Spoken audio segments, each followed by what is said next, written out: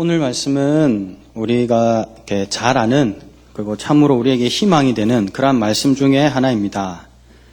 특별히 오늘 말씀은 예수님의 사역 자세, 어떤 예수님의 사역 방향을 나타내는 그러한 귀한 말씀이기도 한데 사실 이 사건으로 인해서 예수님께서는 바리새인들의 어떤 공분을 사게 되는 그러한 계기가 되기도 합니다. 그런데 이 말씀을 자세히 읽어보면 굳이 예수님께서 굳이 꼭 그렇게 이렇게 트러블 메이커, 굳이 또 이렇게 막 분란을 조장하지 않아도 될 어떤 그런 일이었는데도 불구하고 예수님께서 오히려 일부러 이렇게 사건을 키우는 듯한 그런 느낌을 이렇게 받을 수가 있습니다.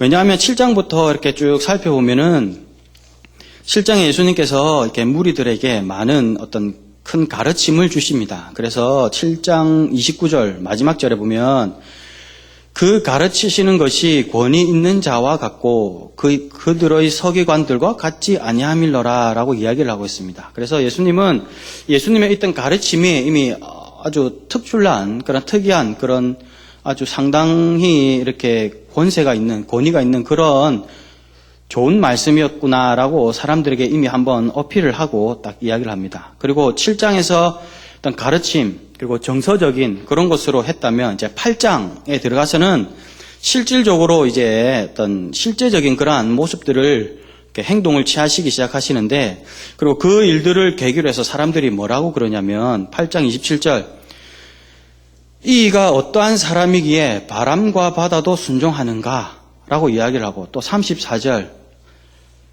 온 시내가 예수를 만나려고 나가서 보고 그 지방에서 떠나시기를 강구하더라라고 이야기를 하고 있습니다.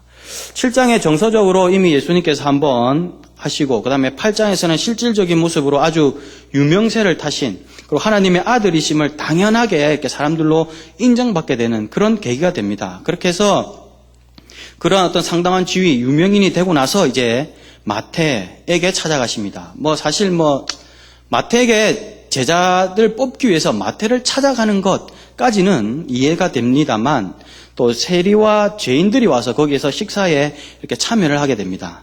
그리고 11절에 보니까 바리새인들이 보고 어찌하여 너희 선생은 세리와 죄인들과 함께 잡수시느냐라고 이야기를 합니다. 어찌하여서라고 물어봅니다. 왜냐하면 7장, 8장에서 이미 예수님은 상당한 유명세가 있는 그런 분임을 인정받았기 때문입니다. 그렇게 유명하신 분이 왜 하필 저렇게 밑에 있는 사람들과 이야기를 하느냐라는 겁니다.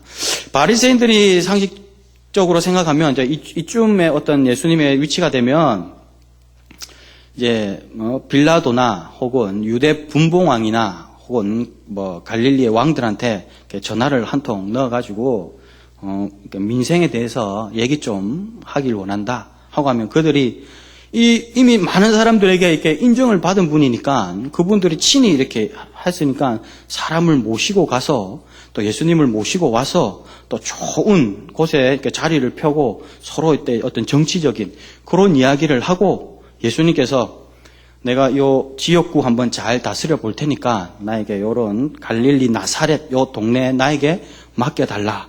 이런 얘기가 되면 상당히 그림이 좋은 분위기로 갑니다. 그런데 11절 어찌하여서 하느냐라고 툭 던졌을 때 예수님의 반응이 의사가 병든 자에게라 쓸데있다. 그리고 13절 긍휼을 원하고 제사를 원치 않는다라고 너희는 가서 배우라라고 오히려 강한 그런 어조로 나가십니다. 그러니까 바리새인들이 빈정상하게 된 겁니다. 굳이 예수님께서 어떤 분란을 만들지 않아도 서서히 이렇게 잘 나가면 될 텐데 굳이 예수님께서는 나는 의인을 위해서 온 것이 아니라 죄인을 부르러 왔다라고 이야기를 하고 있습니다. 왜 하나님께서 굳이 이것을 이 바리새인들에게 다시 한번 강조했을까요? 일전에 요즘 들어와서 이제 이렇게 등장되는 단어, 예전부터 이렇게 단어가 좀 나오긴 했었지만 요 근래에 와서 다시 한번 화두가 되는 그런 단어가 있는 것 같습니다. 바로 소통이라는 단어입니다. 예전에 이 소통이라는 단어가 사람들에게 이렇게 오르락내리락 할 때 아이콘이 되었던 두 인물이 있습니다. 바로 안철수와 이 박원순 시장, 이 두 인물이 소통의 아이콘으로 되었습니다. 그들이 왜 소통의 아이콘이 되었는가라고 보니까 안철수 의원 보니까 기업인 그리고 학자로서 상당히 성공한 인물이었습니다. 그런데 그런 나름대로 성공한 인물이 청년들에게 내려와서 또 실업 때문에 고민하고 학업 때문에 고민하는 그 사람들의 이야기를 들어주는 그 모습. 그리고 박원순 시장, 상당히 서울시장, 서울에서 가장 높다면 높다고 하는 그런 사람이 내려와서 시장 통해서 고등어를 파는 할머니의 손을 잡아주고 시장 통해서 일하는 흔히 말하는 바닥 인생들의 이야기를 들어주니까 그 행동 하나만으로 성공한 사람이 청년들, 시장이 시장통 사람들에게 내려오는 그 모습만 되어도 소통의 아이콘이 되었습니다. 그런데 오늘 예수님은 신이 사람이 되었습니다. 신이 사람이 된 이 모습 자체 하나만으로도 희망의 아이콘이 되기에 충분한 것입니다. 그래서 낮은 곳으로 오신 이유는 결국 은혜 아니면 우리를 위한 무한한 사랑 아니면 설명할 길이 없는 그런 모습들이 되는 겁니다. 당장 높은 곳에서 낮은 곳으로 왔다는 그 모습 하나만으로도 시대의 아이콘이 되는데 신이 인간이 되어서 나왔다 하는 이 사실 하나만 볼 때는 은혜 아니면 우리를 향한 무한한 사랑이 아니면 설명할 길이 없다라는 겁니다. 사실 우리의 모습들을 보면 이 자리에 있을 법한 자격이 안 되는 그런 모습들입니다. 당장 저만 봐도 1, 2년 뒤의 모습이 아니라 한두 달, 한두 주에 저의 모습만 이렇게 털어봐도, 신상 털기를 해봐도 사실 여기에 있을 자격이 안 될 겁니다. 당장 강단에서 끌려 내려가야 될지도 모릅니다. 가정에서 보시기에는 거룩해 보이고 또 이렇게 보이지만 또 이렇게 털어보면은 가정에서의 일이나 혹은 자녀에게 대하는 거나 아니면 친한 친구들끼리 있을 때 혹은 저 혼자 있을 때 어떤 그런 모습들 그렇다고 이제 제가 그렇게 몹쓸 짓을 하거나 이런 건 아닌데 이제 예를 들어서 하다 보면 그렇다는. 그래 보면 아마 자격 미달인 그런 모습들이 많을 겁니다. 그래서 제가 당장 이 자리에서 이렇게 내려와야 될는지도 모릅니다.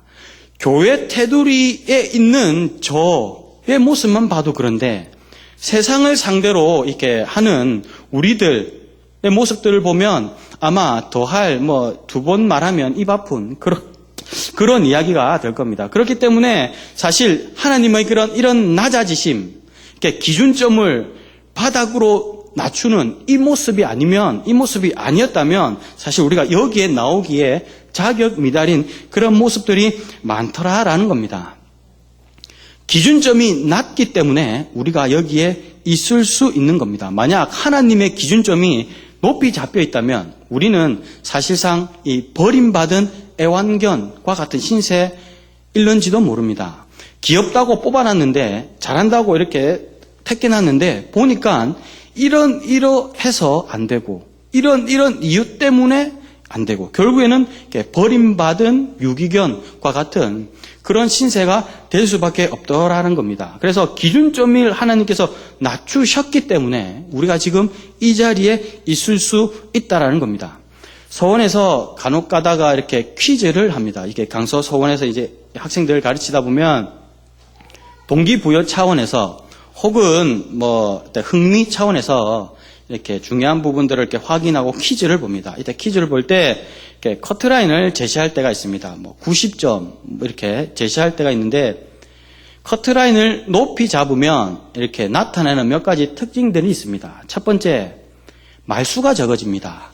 그 학생들 참새 방앗간 같은 쪼잘쪼잘한 그 분위기가 90점 커트라인이라고 얘기를 하자마자 아주 이렇게 침울한 이런 하면서 말수가 싹 줄어듭니다. 두 번째, 전투력이 상승하면서 눈에 아주 비장함들이 서려집니다. 세 번째 특징이 있습니다. 그 교실에 자비가 상실됩니다. 무자비한 교실이 돼요. 나도 틀렸는데 저도 맞다고 하면 안 되죠. 쟤도 틀렸다고 해야죠. 라고 하면서 하나 틀린 것 가지고 보통 의미가 통하고 하면 다 이렇게 맞다고 해주는데 나는 틀렸는데 왜 쟤는 안 돼요? 하고 막 이야기를 하는 거예요. 그러다 보면 이제 결국은 이제 자기도 틀렸으니까 너도 틀려야 된다. 뭐 그런 얘기. 그런데 커트라인을 높이면 이런 모습. 그런데 커트라인을 뭐 60점이나 이렇게 낮추면 또 화기애애한 분위기가 됩니다. 막 좀 잘한 친구들, 성적이 좋은 친구들이 뭐 힌트도 좀 주게 하고 뭐 의미가 통하고 뭐 맞다고 해주자 하면 네네네 맞다고 해주세요 하고 그냥 술술술술 넘어갑니다. 왜냐고 하니까 이제 자기가 통과했으니까 이제 집에 가야 되는데 자기만 통과해서 집에 가면 심심하니까 이렇게 같이 가야 되니까 쟤도 맞다고 해주고 너도 맞다고 해주고 다 맞다고 기준점이 낮으니까 이렇게 서로가 행복해하는 그런 모습들이 있더라는 겁니다. 동남아, 아시아 뭐 흔히 이야기할 때 동남아시아 이렇게 찾아보면 방글라데시나 어느 나라가 행복지수가 뭐 높다라고 이야기를 합니다. 경제력에 상관없이 그들이 행복지수가 높다라고 합니다. 그들이 행복지수가 높은 이유는 무엇일까요?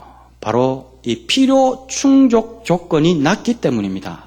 지평수가 그의 외모가 뭐 아파트 크기가 자동차 종류가 이런 것은 상관이 없습니다. 그냥 하루 먹을 양식만 갖추어지면 그들은 행복한 겁니다. 그런데 우리는 우리가 가진 것보다 나의 욕구가 더 큽니다.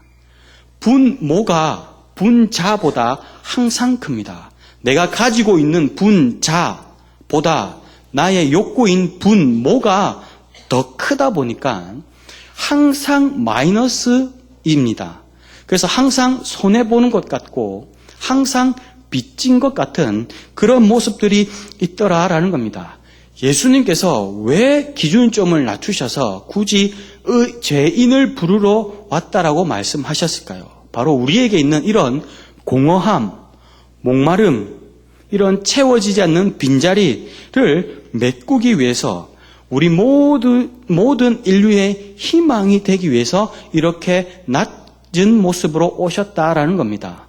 높은 모습, 높은 기준점을 제시하다 보면 60억 인구 중에서 결국 구원받는 사람은 60억 중에 1등한 사람, 한 사람, 혹은 그 높은 기준점을 통과한 소수의 사람만이 구원받을 수 있기 때문에 하나님은 기준점을 낮추셔서 모든 인류에게 행복을 주기 위해서 낮은 모습으로 오셨다라는 겁니다. 그래서 모든 인류의 희망의 메신저가 되셨다라는 겁니다. 오늘 특별히 수험생 초청 주일입니다. 요 앞에 있는 친구들이 이렇게 수험생인 것 같은데 공부랑 별로 친하지는 않죠. 뭐 다 그래 보입니다. 그래 뭐 수험생 초청주의라고 이렇게 불렀는데 이제 이 자리에 앉아 있지만 사실 별로 실감은 나지 않을 거예요. 그런데 이제 개학을 하고 3월달, 4월달 이제 모의고사를 치고 이제 그래 되면 이제 서서히 이제 등급표를 받는 순간 이제 멘붕의 세계로 이제 진입을 하게 될 겁니다. 그러다가 이제 공식적으로 재수생들이 이제 들어와서 시험을 치는 6월 교육청 모의고사를 치고 등급표를 받게 되면 확실하게 이제 멘붕으로 이렇게 이제 빠지게 되죠. 그러다가 이제 뭐 나름대로 잡고 이제 공부하다 보면 이제 8월 여름이 옵니다. 여기저기서 해변으로 가자고, 해변으로 가요. 다 해변으로 가자고 이렇게 그렇게 이야기를 합니다. 그러다가 이제 그래도 아니 되옵니다 하고 마음을 잡고 이제 나가면 얼마 안 가서 이제 추석 명절이 이제 다 뭐 간다고 이제 뭐 얘기를 해요. 그러다 보면 이제 에이 될 대로 되라 이제 막가파로 이제 이렇게 이제 가게 되는. 그러다가 이제 수능을 딱 치게 되면 수능 치고 난 후에 이제 뭐 자유낙하 운동을 몸소 실천하는 학생도 나오고 막 지하철과 싸워서 이기려고 막 들이대는 그런 분들도 나타나시고 이제 이런 상황들이 이렇게 된다는 겁니다. 그러나 우리가 명심해야 될 것이 있습니다. 고3 수험생이든 그리고 졸업한 대학생이든 우리에겐 항상 문제는 항상 존재한다라는 겁니다. 성적이 안 나오는 것 사실 여러분들 잘못이겠습니까? 다 부모님들은 잘못 만나서 그런 거지.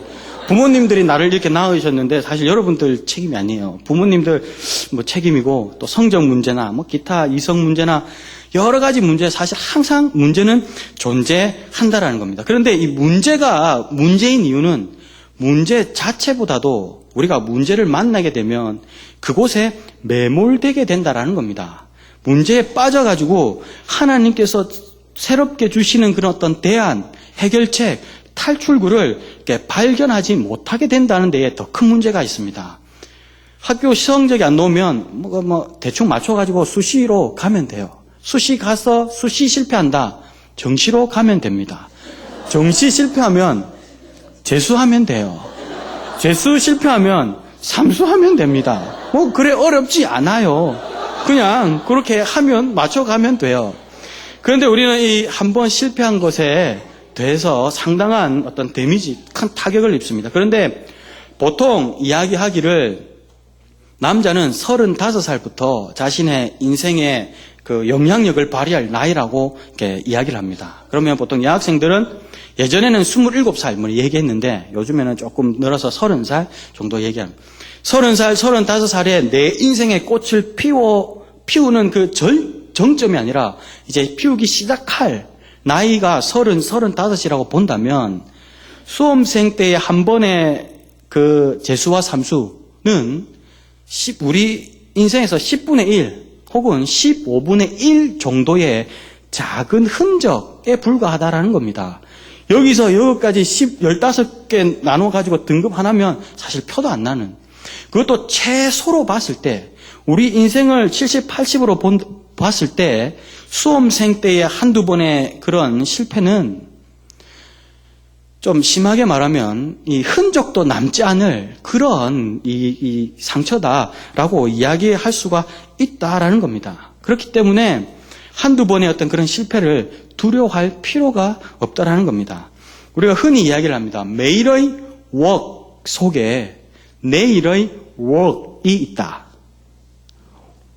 working 속에 working이 있다. 뭐 이런 얘기예요. 다시 말하면 이제 있어서 이제 성적이 이제 실력이 나타나는 그런 거.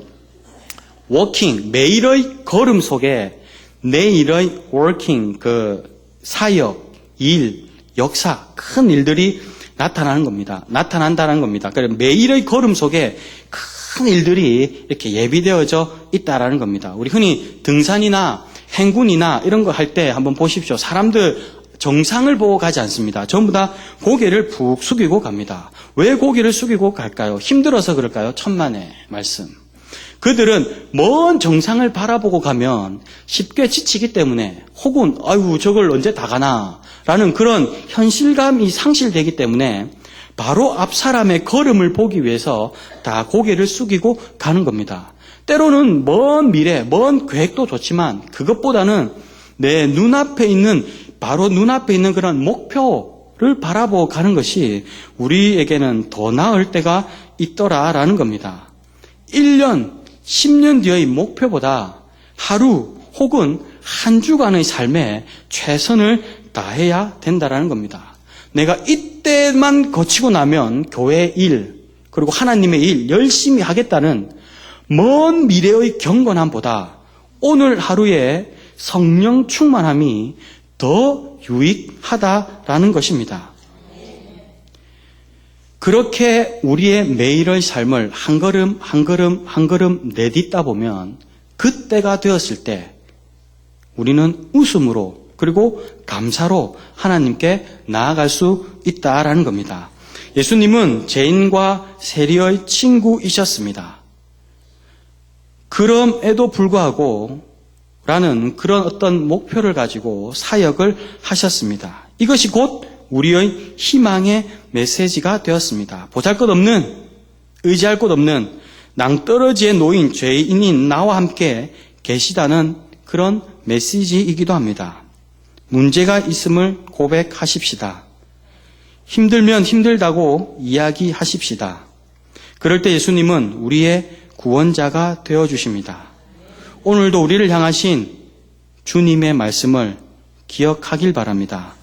나는 의인을 부르러 온 것이 아니요 죄인을 부르러 왔노라. 아멘. 사랑과 내가